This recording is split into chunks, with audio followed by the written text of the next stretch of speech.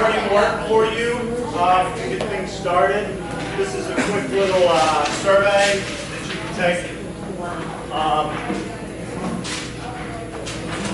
before we get sort of as a conversation piece.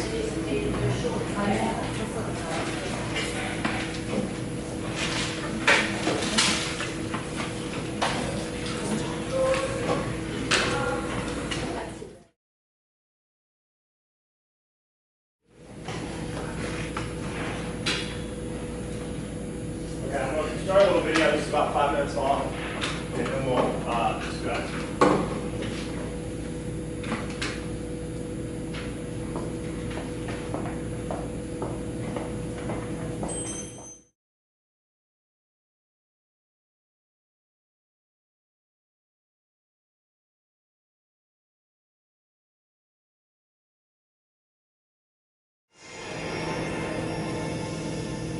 All right. So the title that was listed in the bulletin for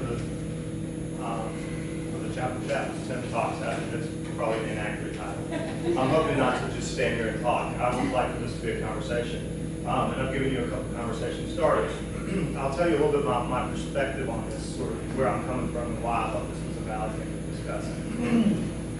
This video, Duckworth's work at Penn, is part of a broader trend, which is seeing a lot of psychologists push back against the notion that IQ is the most important determinant of success. In fact, the middle school at St. Andrews is part of an index group that is basically a couple of PhDs from the University of Virginia, child psychologists and cognitive behavior. Anyway, they've got lots of titles. And they're trying to figure out how to measure it. And so the middle school, some of the middle school students last year took a test, or part of the pilot group to take a test to try to figure out how to measure grit, perseverance, creativity, the aptitude for collaboration. So all of these, what are called non-cognitive skills, are sort of hot topics in the education universe today. This book, which is by Paul Tuff, he works with NPR, has done a bunch of different stuff, and sort of summarizes a lot of it. And there's been significant pushback against this book, I should say. But he talks about sort of grit, curiosity, and hidden power of character, and how much those matter. He's really interested in schools with low-income populations, but he also focuses some on Riverdale, which is a really ritzy school in New York, and some other schools that are sort of comparable to St. Andrews. So if you're sort of interested in reading more, this is a general overview. But I have a question for you all. And the question basically is, how gritty are you? How'd you come out in your scores? I was disappointed that I'm not more gritty. I was surprised. Yeah? I'm only a 2. Anybody else? Yeah,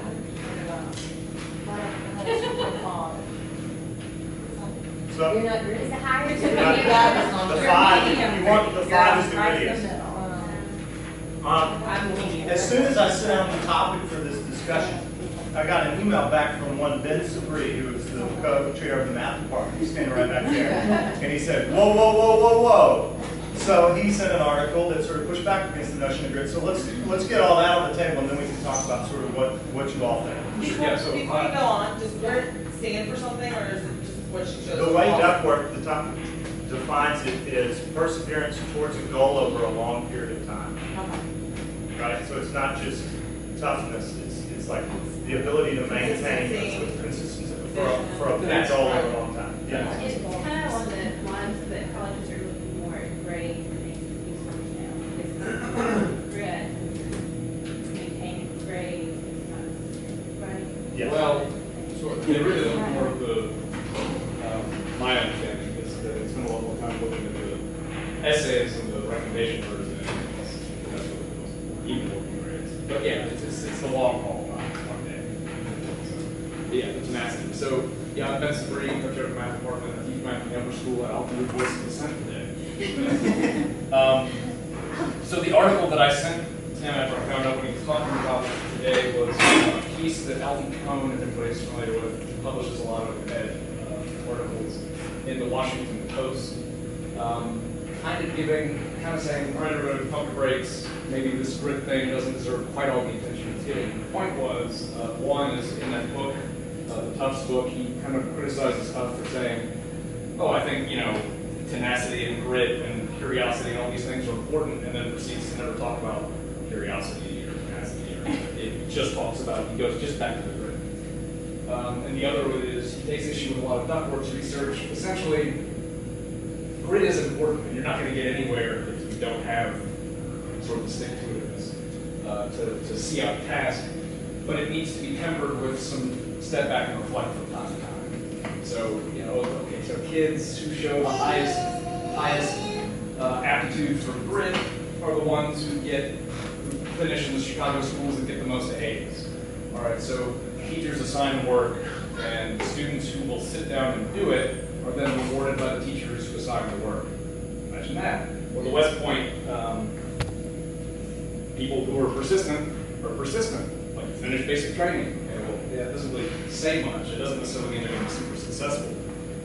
But then it's occasionally really important to step back and make sure that what you're doing is intelligent, right? You can persist and beat your head against the wall for forever. It doesn't mean it's a good thing to do. So just grit by itself, maybe not such a great idea. We need to be teaching lots of other stuff too. And sort of that's the point. So if you just Google Alfie Kohn, K-O-H-N, and Washington Post grit, that'll be the first hit. I've got it, friends for a lot. There you go. And I think, and Chris and I talked about this on the way in here, there's a certain point at which you become like Captain Ahab in Moby Dick, where you're just maniacally obsessively pursuing a goal, and it's not necessarily a good goal. And so I think it is a nice pushback. I guess I'm interested in where y'all are coming from. What one of your own personal lives substantiates the notion that grit matters as much as IQ? Do you agree with that notion anecdotally? I do. I My first child is, his IQ is through the roof, but can be lazy. And my second child is, probably slightly above average, but he's got grit. And he will fight for it. And I just see it in my own children. My middle child the first child's got all the potential as far as intelligence through the group. But, they'll even admit I can be lazy sometimes. I'm like, oh, don't tell me that. But the middle one, he's going to fight. And I don't worry about him at all. He's going to do well. We're saying that grit, is a judger of success. I think the question is what is success? And I think that's a different definition for people. For me, success is very, very different. Successful is happiness, and happiness is not equivalent to achieving a certain goal or money or making A's, or those things are important, but that doesn't define to me success and happiness. So I think that, yes, it's great to be perseverance and be grit in this moment, short term for this goal, but it's okay for goals to constantly change every day. It's about living in the now. To me, today is what's important to me, not necessarily this long, I don't have tomorrow, I have today. And so I just see it as I see it completely different, and it's just a different perspective, So one thing about Duckworth, which is a social scientist, a psychologist, right, she comes from, and you mentioned interesting ways and Andrews are having. I should disclose I'm an education professor, so I have many things to say, which I won't say, but I do think that it's important thing for perspective she's coming from, which is we need to find things that are measurable. So let's think about how she's measuring grit, right, which is via self-disclosed questionnaires like this, right, so that's very possibly flawed in some ways, right, if we try to be honest with you, or trying to be honest right now, students filling this out may or may not be multiple choice questions, right, so that's something to think about. From my perspective, a lot of what we call grit is outside of the individual head, which psychologists are great looking at the individual head, but I think a lot of this is sociocultural context of where students are at in the classroom. What's the general, what is it cool to be in that classroom, right? Which is why I think students tend to do so well at a place like St. Andrews and tend to have a lot of issues with a place like, CPS, Chicago Public Schools, right? The sociocultural kind of.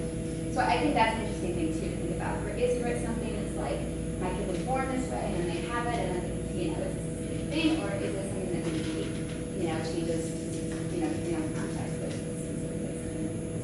create classrooms, right, that encourage growth. Beyond just how can I get my kids to third year, and how can I measure that on standardized scores via, that would definitely create rich environments of engagement in which we are socioculturally read together, right? Collaborate. So it's not a constant, that grad's a variable, you can create it, and it varies by context, and it may vary in one class, it may vary on a field from the class, it may vary from class to class, and it may change or will change over time. It's one of the advantages of having our kids together, and when all of a sudden that's the kind of the peer pressure piece that actually works, can work positively. And go back to Duckworth's research, so she designs experiments where she comes up, when she puts up a boarding task and sees how long people will do it. Well, I wouldn't be real happy. My student would sit there and do something mind-numbing for 30 minutes. That's not a good thing. So again, you temper that with let's look at this. Is this worth doing? Is this important? Is there a better way? So there's that. That's so understandable. I think the grit concept is good. I see it in the gym. But I was gritty by this scale. But then part of me, I was disappointed as a judge. I was disappointed in a different way. Because to me, if you're gritty in everything, you is burnout. So I think the context is key. If you're not, because I know, even older, middle schoolers and my kids, that you can't be gritty, you can't pursue every single one because that's not balanced. So I think the context is how we choose what areas that focus on. Grit is great, but being resilient, to me, is far more important. Being able to get knocked down and recover from that and come back up versus just stick with this one goal long term, or, I mean, yeah, you want your kids to stick in here, not be a quitter and give up, and being able to fail and come back is so much more important of a focus to me. To handle failure. I think that's part of it, yeah. That's, Let me say this, I'm listening to everybody, and just having an 8th grader, and Liza will agree with me, I went back to school line, and I was so impressed with the fact that I don't have to worry about Isabella. I don't have to check in with her and say, hey, are you studying? Do you have a paper to do? Do you have to do this?